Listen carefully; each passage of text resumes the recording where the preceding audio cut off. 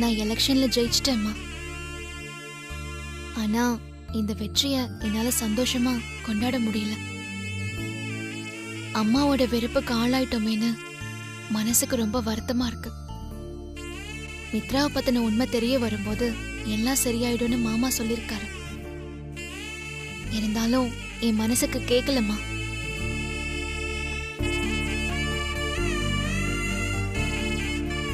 பார்வதி, வாங்க மாமா. வீட்ல யாரும் இல்லையா? இல்ல, அப்பாவும் தம்பியும் இன்னும் வீட்டுக்கு வரல. சரி, நீ ஜெயிச்சல, உனக்காக ஸ்வீட் வேண்டாம். என்ன மாமா நீங்க? ஜெயிச்சது நானா இருந்தாலும் என்ன ஜெயிக்க வச்சது நீங்க தானே மாமா. அதனால நான் தான் உங்களுக்கு ஸ்வீட் கொடுக்கணும். சரி, நீ எனக்கு ஊட்டி விடு, நான் உனக்கு ஊட்டி விடுறேன். ம்.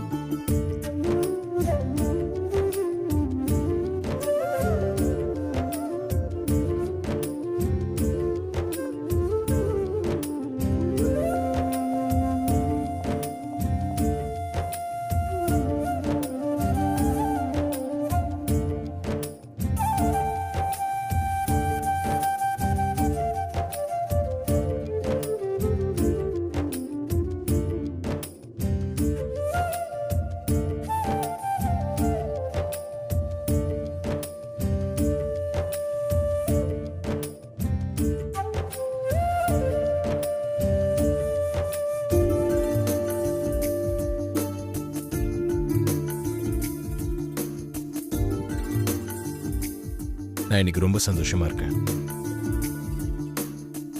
அம்மா கிட்ட நம்ம காதல் கல்யாணத்தை பத்தி சொல்லும்போது அவங்க மனசுல உன்னை பத்தி இருக்கிற வேலைக்காரின்ற இமேஜ் சுத்தமா இல்லாம பண்ணணும். அம்மாவோட மனசுல உன்னோட மதிப்பை உயர்த்தி காட்டணும்னு நினைச்சேன். இப்ப நான் அதுல ஜெயிச்சிட்டேன். உன் விஷயத்துல நான் நினைச்சது ஒவ்வொன்றும் நடந்துட்டு வருது. என் பர்த்டேக்கு இன்னும் 20 நாள் தான் இருக்கு. அன்னைக்கு நான் நினைச்சது கண்டிப்பா நடக்கும். அம்மா உன்னை கண்டிப்பா மருமகளை ஏத்துப்பாங்க.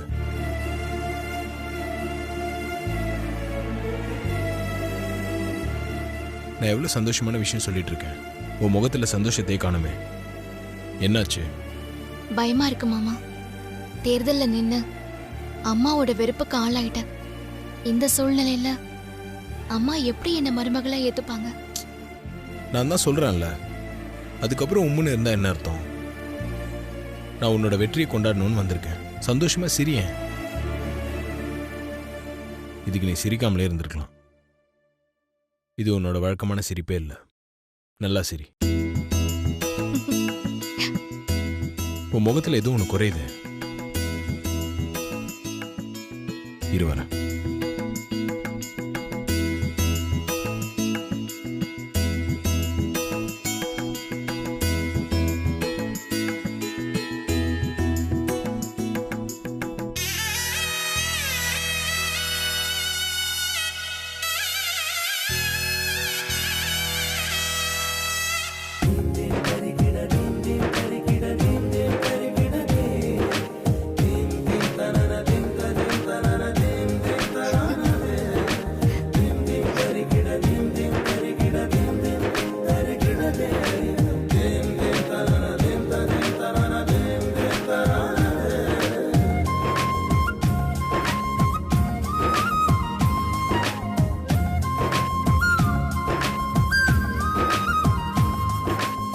வனஜா ஆண்டியும் மித்ராவும் பார்வதிக்கு டார்ச்சர் கொடுக்கறது தெரிஞ்சா கூட கண்டுக்காம இருந்துருவாங்கன்னு தோணுது.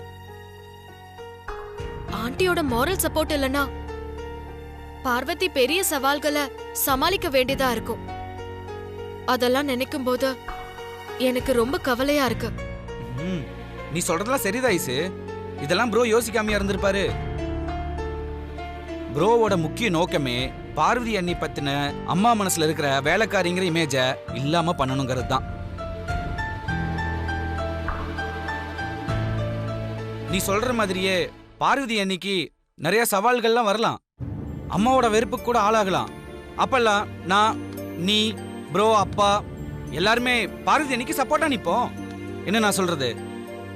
இது எல்லாத்தையுமே தாண்டி அம்மாவுக்கு மித்ரா பத்தின உண்மை தெரிய வரும்போது பார்வதி அண்ணி மேல இருக்கிற வெறுப்பு எல்லாமே பல மடங்கு பாசமா மாறும்.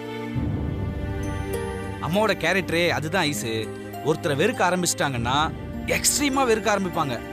அதே மாதிரி பாசம் காட்ட ஆரம்பிச்சிட்டாங்கன்னா பல மடங்கு பாசத்தை காட்டி அவங்களே திக்குமுக்காட வச்சிருவாங்க.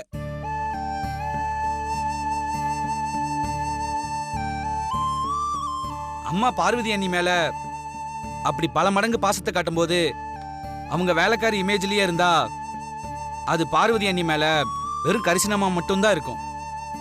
மருமகளா ஏத்துக்கிற மனப்பக்குவம் வராது ஐசு. அப்படி இல்லாம பார்வதி அண்ணி சமையல்காரிங்கிற நிலைமையை தாண்டி அடுத்த கட்டத்துல இருக்கும்போது அம்மாவோட பாசம் பெரும் மதிப்பா மாறும். அந்த மதிப்பு தான் அம்மாவை பார்வதி அண்ணிய மருமகளா ஏத்துக்க வைக்கும். அதனால ப்ரோ எல்லாத்தையுமே கணக்கு போட்டு கச்சிதமா காய நகர்த்திக்கிட்டு இருக்காரு. இந்த சதுரங்காட்டத்துல நம்மளோட வேலை என்னன்னா ராஜாவுக்கோ ராணிக்கோ யாரும் செக் வைக்காம பாத்துக்க வேண்டியது. சரியா? பார்வதி அன்னைக்கு எந்த மாதிரி சோதனைகள் வந்தாலும் நாம அவங்களுக்கு துணையா நிக்க வேண்டியது. அதனால நீ எதுவும் போட்டு குழப்பிக்காதே ஐசு. தெளிவாரு. சிங்கப்பெண்ணே சிங்கப்பெண்ணே.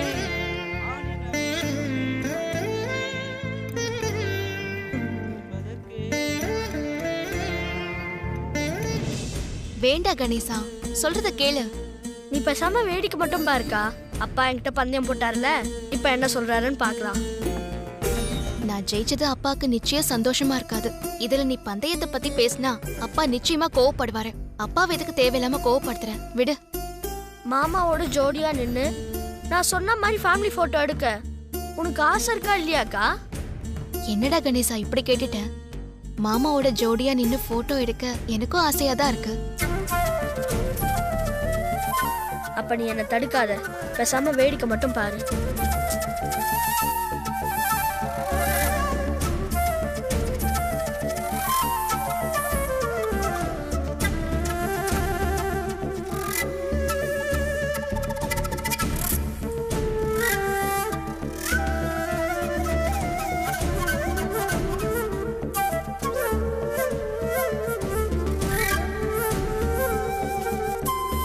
அப்பா,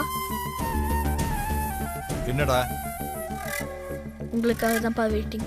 எதுக்கு? சாப்பிடத்தானே. எடுத்து வைக்க சொல்லு, சாப்பிடலாம். எனக்கு பசிக்குது. நான் சாப்பிடறதுக்காகலாம் வெயிட் பண்ணலப்பா. பின்ன எதுக்காக வெயிட் பண்ற? என்னப்பா, நேத்து என்கிட்ட பந்தயத்தை போட்டீங்களே, அதுக்குள்ள மறந்துட்டீங்களா?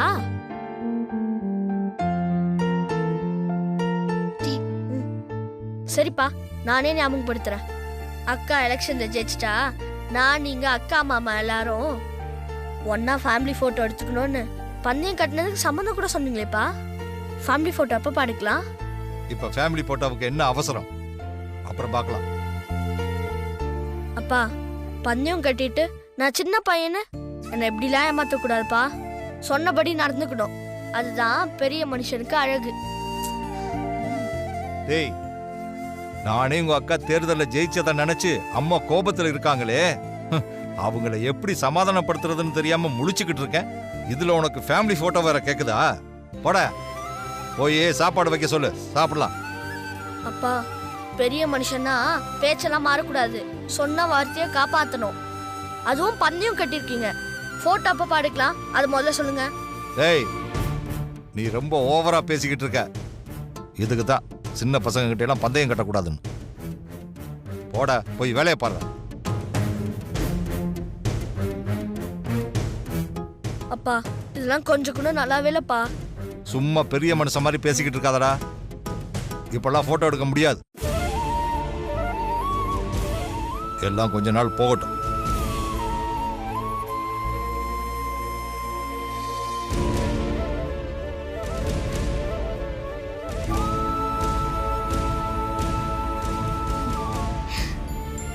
டேய், அப்பா முடியாதுன்னு சொல்லலையே, கொஞ்ச நாள் போட்டுன்னு தானே சொல்லிருக்காரு. நீ அப்செட் ஆகாத. வா போய் சாப்பிடலாம். பட்டுக்குட்டி.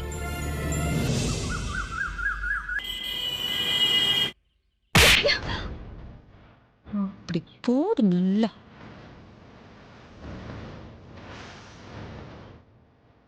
கூட இதெல்லாம் பண்ணிக்கிட்டு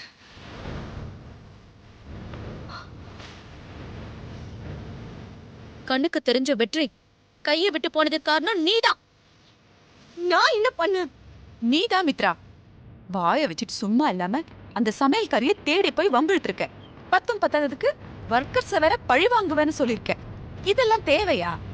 ஓட்டுக்குன்னு வாங்கின பணத்தை நம்ம கிட்ட திருப்பி கொடுத்துட்டு நம்மள அவமானப்படுத்தின ஒர்க்கர்ஸ நான் பழி வாங்க போறேன்னு சொன்னது தப்பா ஆண்டி?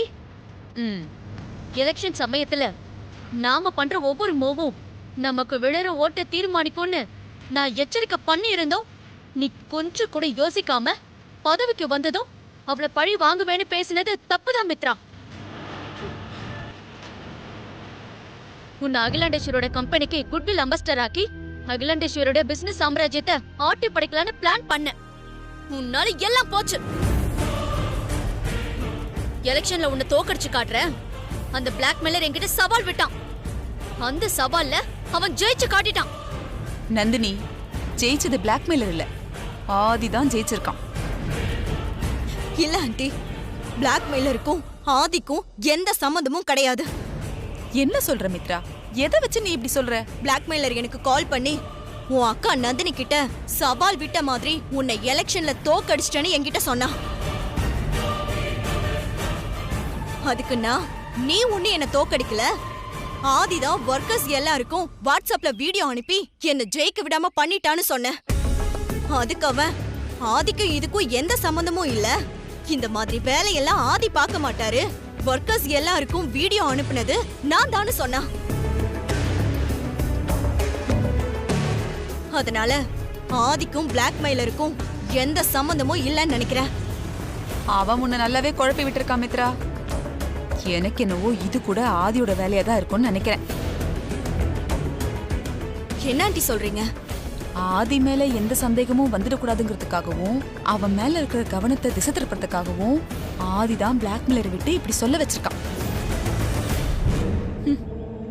நீயும் அவன் சொன்னதெல்லாம் நம்பி இப்ப குழம்பி போய் நிக்கிற. இந்த முறை ஆதி நல்லாவே ஜெயிச்சிட்டான். நீ என்ன நந்தினி எதுவுமே பேசாம அப்படியே நிக்கிற? என்ன நினைக்கிற? நீங்க சொல்றது சரிதான் ஆண்டி. ஆனா நமக்கு இதுதானே தெரியாத எந்த ஒரு விஷயத்தையும் நம்ம ஒரு பக்கமா மட்டும் யோசிக்க கூடாது. இன்னொரு பக்கம் இருந்து யோசிச்சு பார்க்கணும். என்ன சொல்ற நந்தினி? மித்ரா சொல்றதையும் முழுசா ஒதுக்கிட முடியாது. ஆதிக்கும் பிளாக்மெயிலருக்கும் சம்பந்தம் இல்லாம கூட இருக்கலாம். உண்மை என்னன்னு கூடிய சீக்கிரம் நான் கண்டுபிடிக்கிறேன்.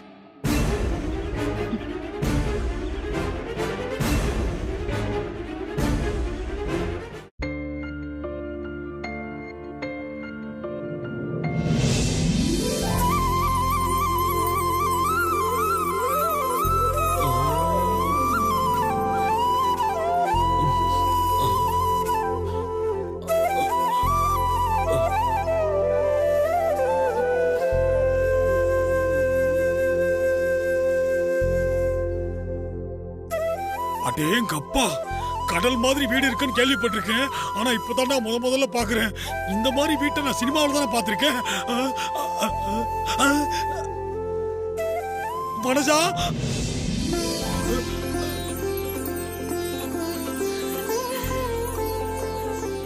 வடிவேலு வா. வனஜா, வனஜா, வா வடிவேலு, எப்படிடா இருக்க? நான் நல்லா இருக்கேன். ஆமா, நீ ஏண்டி இப்படி ஆயிட்ட? ஏன், எனக்கு என்ன, நான் நல்லா தான் இருக்கேன். என்னத்த நல்லா இருக்க? ஊர்ல இருக்கும்போது ஊர்வம்பு பேசிக்கிட்டு குஷ்பு மாரி கொழுக்கு மொழுக்குன்னு இருந்த. இப்ப என்னடான்னா குல்பி ஐஸ்ல இருக்க குச்சி மாரி ஆயிட்ட. என்ன? இல்ல, சிம்ரன் மாதிரி இருக்கேன்னு சொன்ன. அழகா எப்படி இருந்தா என்ன, எல்லாம் அழகுதானே. அப்படித்தானே சொல்லி ஆகணும். ஆனா நீ மாறவே இல்லடா, அதே மாதிரிதான் இருக்க. ஆமா, உனக்கு இப்பதான் என் ஞாபகம் வந்ததா? அது ஒண்ணு இல்ல வனஜா, ஊர்ல அப்பா கிட்ட சண்டை போட்டு கோச்சிட்டு வந்துட்டேன். என்னது, உங்க அப்பா கிட்ட சண்டை போட்டு கோச்சிட்டு வந்துட்டியா? ஏண்டா, நீயே ஒரு தண்டசோறு, உன்னையே உட்கார வச்சு உங்க அப்பா தான் ஒழிச்சு கொட்டிட்டு இருக்காரு, அவர்கிட்ட போய் சண்டை போட்டு வந்துட்டேன்னு சொல்றியே, உனக்கு என்ன பைத்தியமா? வனஜா, நீ என்னோட சித்தி பொண்ணுன்ற ஒரே காரணத்துக்காக இப்படிலாம் பேசக்கூடாது. என்ன இருந்தாலும் நான் ஆம்பளை, உனக்கு ஒரு வாரத்துக்கு முன்னாடி பிறந்தவன், வயசுல மூத்தவன். அந்த மரியாதையோட பேசி பழக கத்துக்க, புரியுதா? இனிமே நீ என்ன வடிவேலன்னான்னு பேசி பழகு. டேய், பயப்படு. உன்ன மாதிரி வெட்டி ஆபீஸ்ல நான் அண்ணான்னு வேற கூப்பிடணுமா? பேர் சொல்லி கூப்பிடுறது பெரிய விஷயம். அப்படிதான் வாடா போடான்னு கூப்பிடுவேன். அதெல்லாம் இருக்கட்டும். அப்பா கிட்ட சண்டை போட்டு வந்துட்டேன்னு சொல்றியே, இங்க வந்து என்ன பண்ண போற? சோத்துக்கு என்ன ராசா? நீ ஒன்னும் பயப்படாத. நான் ஒன்னும் அப்படியே இங்க டேரா போட மாட்டேன். விருந்த மருந்த 3 நாள் தான் எனக்கு தெரியும். அந்த 3 நாளுக்குள்ள தங்குறதுக்கு ஒரு இடமும் திங்கிறதுக்கு ஒரு வேலையும் பார்த்துக்கிட்டு நான் பாட்டுக்கு இந்த இடத்த காலி பண்ணிட்டு போயிட்டே இருப்பேன். சி தப்பா நினைக்காதடா, நான் ஏதோ சும்மா கேட்டேன். ஆமா, கல்யாணம் பண்ணிக்கிட்டியா? என்ன வனஜா கேனத்தனமா கேள்வி கேக்குற? எது? இல்ல, உன்கிட்ட சொல்லாம நான் கல்யாணம் பண்ணுவேனா அத சொன்னேன். அப்படி இல்ல, 7 கழுத வயசாச்சு, இன்னுமா கல்யாணம் பண்ணிக்காம இருக்க? அதான் கேட்டேன். அது வந்து நான் ஒரு லட்சியத்தோட இருக்கேன் வனஜா. என்ன உன் லட்சியம்? வேலை வெட்டி இல்லாம இருக்குமே, ஒரு நல்ல வேலையா கிடைச்சு அந்த வேலையில உட்கார்ந்து சம்பளம் எல்லாம் வாங்கினதுக்கு அப்புறம் ஒரு நல்ல பொண்ணா பார்த்து கல்யாணம் பண்ணிக்கணும். அதான உன் லட்சியம்? அதெல்லாம் ஒண்ணும் இல்ல. ஒரு பொண்ணை பார்த்த உடனே மனசுக்குள்ள பட்டாம்பூச்சி பறக்கணும். இந்த பொண்ணு கூட தான் வாழணும்னு மனசு சொல்லணும். இந்த பொண்ணு இல்லாத வாழ்க்கையே வேஸ்ட்னு புத்திக்கு உரைக்கணும். அப்படி ஒரு பொண்ணு இதுவரைக்கும் நான் பார்க்கல. பட்டாம்பூச்சி பட்டாம்பூச்சி பறக்கும் பறக்கும், ஆளும் மண்டையும் பாரு. டேய், அதெல்லாம் வாலிப வயசுல தான் பறக்கும். உன் மனசுக்குள்ள இருக்கிற பட்டாம்பூச்சிக்கு வயசாகி செத்து அது மனசுக்குள்ளேயே சமாதி ஆயிருக்கும். வனஜா, பட்டாம்பூச்சி பறக்கிறதுக்கு வயசு முக்கியம் இல்ல, மனசு இருந்தா போதும். புரியுதா? மனசு மண்ணாங்கட்டி. 8 கழுத வயசாச்சு, உனக்கு எங்க அதெல்லாம் புரிய போகுது?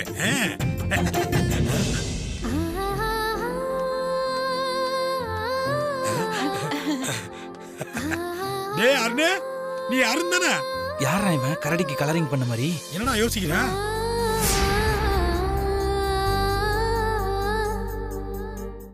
என்னடா திருத்திருன்னு முழிக்கிற? நான் தான்டா வடிவேலு, வடிவு. மாமா, மாமா எப்ப வந்தீங்க? எப்படி இருக்கீங்க? இப்பதான் வந்த. நான் நல்லா இருக்கேன்டா. பார்த்தாலே தெரியுது, ஒண்ணா போயிட்டு 2 வந்திருக்கீங்க. என்னம்மா அப்படி பாக்குற? நான் யாருன்னு தெரியலையா? உன் சின்ன மாமியார் வனஜா இருக்காளே, என் சித்தி பொண்ணு. நான் உனக்கு சித்தப்பா முறை வேணும். ஓ அப்படியா? நீ என்ன சித்தப்பான்னு கூப்பிடணும்னு அவசியம் கிடையாது. வடிவேலு பேர் சொல்லியே கூப்பிடலாம். ஐயோ, அதெல்லாம் நல்லா இருக்காது. நான் வேணும்னா வடிவேல் அண்ணானே கூப்பிடுறேன். உன் இஷ்டமா, நீ எப்படி வேணாலும் என்ன கூப்பிட்டுக்க. ஆமா, எங்க அகிலா அக்கா, மாமா, ஆதி யாரையும் காணா?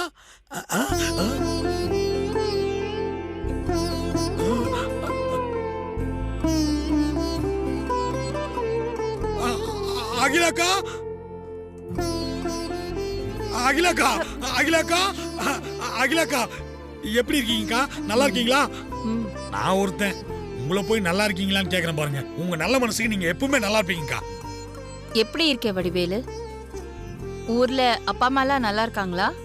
எல்லாம் நல்லா இருக்காங்கக்கா. நீங்க தான் ஊர் பக்கமே வரதில்லையாக்கா? ரொம்ப முக்கியம். வரணும். அப்பா அம்மாவெல்லாம் பார்க்கணும்னு ஆசைதான். ஆனா வரதுக்கு நேரமே இல்லை வடிவேலு. என்ன பண்றது? அப்பா அம்மாவை கூட்டிட்டு வந்திருக்கலாம்ல. கண்டிப்பா ஒரு நாள் கூட்டிட்டு வரேன்க்கா. இவ என்ன ரொம்ப அன்பா பேசிட்டு இருக்கா? இவனை ரொம்ப நேரம் பேச விட்டா நமக்கு ஆபத்தாயிடும். அப்படியே மடக்கு. மாமா ஆதில எங்கக்கா போனாங்க? என்ன பார்த்தா சந்தோஷப்படுவாங்க. வடிவே, விடு. அக்காவே தொல்லை பண்ற. வெளியே கிளம்பிட்டு இருக்காங்கல்ல, ரொம்ப தொந்தரவு பண்ணாத. நீங்க போயிட்டு வாங்கக்கா. சரிங்கக்கா, நீங்க போங்க. நான் இங்கதான் இருப்பேன். அப்புறம் பேசிக்கலாம். சரி, நீ இரு, நான் போயிட்டு வந்துடுறேன். என்ன கம்பீரம்! சூரிய வம்சம் பிரியாரம்மன் மாதிரியே நடக்கிறான். தோணு பேசிட்டு உள்ள வா. என் பையன் எடுத்துட்டு வந்துடுறேன். அதுலதான் முக்கியமான ஐட்டம் வச்சிருக்கேன். இவனை வச்சுக்கிட்டு அப்புறமா பார்க்கலாம். அப்புறமா கடைக்கு போலாம். வனஜா, நீ முன்னாடி போ, நான் பின்னாடி வரேன். வந்து தொலை. இந்த படிக்கட்டுல ஏறி இறங்கினாலும் தொப்பை குறைஞ்சிரும் போல இருக்குது. அழகா பிறந்தது ஏன் தப்பா ஆளாளுக்கு கிள்றாங்க?